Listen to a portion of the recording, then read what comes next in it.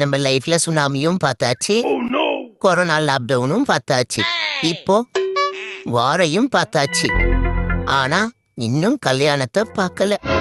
இங்க பாருடா லூனா, கவலைப்படாத. நேத்து வரைக்கும் வீட்டுல ஓரமா இருந்த கேஸ் சிலிண்டர் தான் இன்னைக்கு ஹீரோ.